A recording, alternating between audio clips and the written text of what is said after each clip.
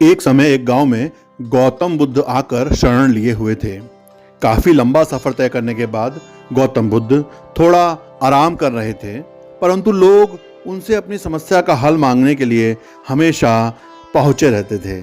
ऐसे में जहां भी गौतम बुद्ध रुकते थे, वहां लोगों की लंबी लंबी कतार लग जाती थी और उनको अपनी समस्या बताते और उसका समाधान गौतम बुद्ध से लेते थे।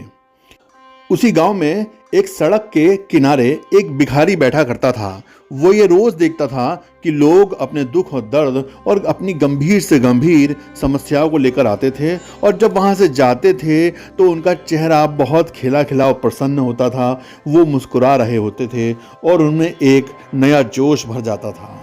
भिखारी के मन में विचार आया कि क्यों ना वो भी भगवान बुद्ध के पास जाए और उन्हें अपना हाल कह के सुनाए, परंतु वह डरता था। इसके बाद एक दिन बहुत चिंतन करने के बाद वह भिखारी महात्मा बुद्ध के पास गया। लोग लंबी लाइन में खड़े थे और एक एक कर अपनी समस्या का समाधान लेकर वहां से चले जा रहे थे। ऐसे में गौतम बुद्ध के चेहरे पर सदा मुस्कान रहती थी और वे हमेशा किसी ना किसी की समस्या का हल बता रहे होते थे और बिल्कुल भी थके हुए प्रतीत नहीं होते थे। भिखारी भी जब उनके पास पहुंचा तो उन्हें प्रणाम करता हुआ बोला, हे भगवान, इस जगह पर बहुत सारे लोग खुश हैं, समृद्ध हैं, पर मैंने तो ऐसा कुछ भी नहीं किया जिससे मेरे को जीवन का दुख झेलना पड़ रहा है। फिर मैं इतना गरीब और निर्धन क्यों हूं? महात्मा बुद्ध बोले, तुम गरीब और निर्धन इसलिए हो क्योंकि तुमने आज तक सिर्फ मांगा है, किसी को कुछ दिया नहीं है। तो वहां जितने भी लोग खड़े थे सब हैरान रह गए और सबके मन में ये सवाल उठने लगा, ये गरीब, ये भिखारी किसी को क्या दे सकता है? इस पर गरीब भिखारी ने बोला, भगवान, मैं तो खुद भीख मांग कर गुजारा करता हूं, मैं किसी को क्या दे सकता हूं? भगवान बुद्ध थोड़ी देर चुप रहे, फिर चुप्पी तोड़कर बोले, तुम्हारे पास बहुत कुछ है देने के लिए। ईश्वर ने तुम्हें बहुत कुछ दिया है बांटने के लिए, जिसमें सबसे पहले तुम्हारे दो हाथ हैं जिनसे तुम लोगों की मदद या सेवा कर सकते हो। तुम्हारे पास एक मुस्कुराहट है जिसे देकर तुम दूसरों में नई ऊर्जा का संचार कर सकते हो और अपने मुंह से दो मीठी बातें बोल सकते हो।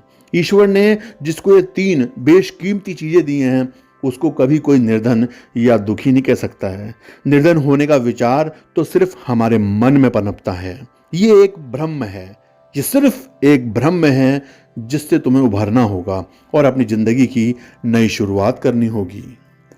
तुम दयनीय हो क्योंकि तुमने ये सोच लिया है कि तुम दया के पात्र हो और कुछ भी नहीं कर सकते हो। वास्तव में ये सिर्फ तुम्हारे मन की एक स्थिति है। जैसा तुम सोचोगे वैसा हो जाओगे। तुम्हारे पास ईश्वर की दी ये तीन बेशकीमती चीजें हैं जिनका तुम इस्तेमाल नहीं कर रहे हो। तुम्हारे दुख का कारण सिर्फ तुम हो, अतः अपने इन तीन बेशकीमती चीजों का भरपूर इस्तेमाल करो और दुनिया में खुशियां बांटो, लोगों की सहायता करो, हमेशा आगे बढ़ो। महात्मा बुद्ध की इस बात को सुनकर वह भिखारी और उस सभा में उपस्थित सभी लोग अपने अपने दुखों का कारण समझ गए। सभी प्रसन्नता से महात्मा बुद्ध के दरबार से प्रस्थान किए और महात्मा बुद्ध भी अपने प्रकाश को फैलाने के लिए अन्य गंतव्य की ओर प्रस्थान कर दिए।